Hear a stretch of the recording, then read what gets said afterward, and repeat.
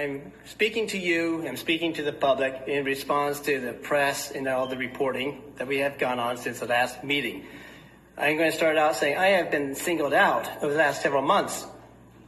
And before I even ran for office, before I got on the ticket for this office, and depriving 4,000 people of road maintenance money and refusing to address petitions for disabled residents of Ward 2, among many other examples, come out to hit me.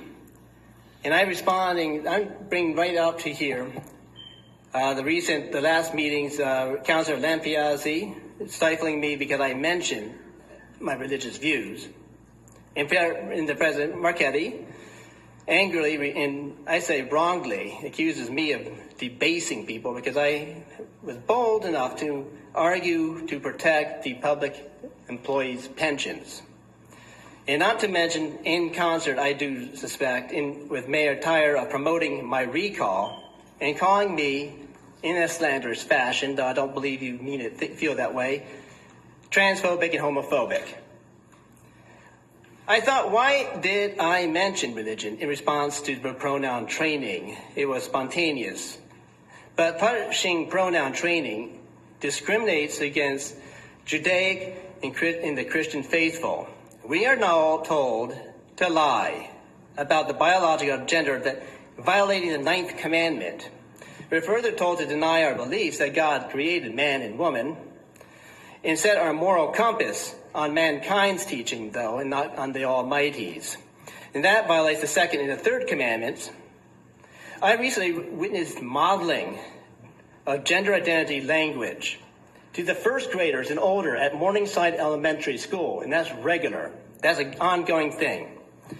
So now the faithful have to teach their children to violate the 5th commandment of the Testaments and honor the schools and their peers above the parents.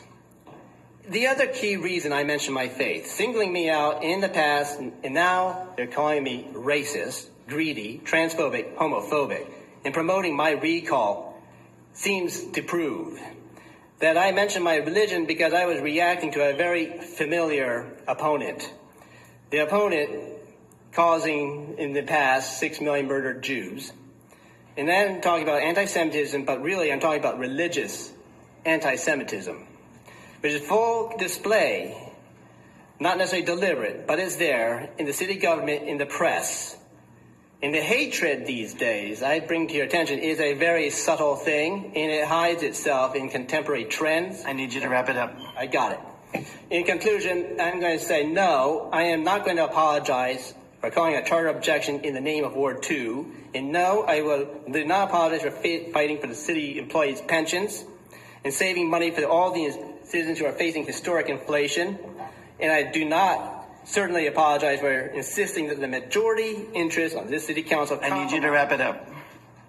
With the minority interests who represent thousands of citizens instead of screwing those people over. And I swore an oath, I'm done, to the people who elected me, and I will uphold my oath.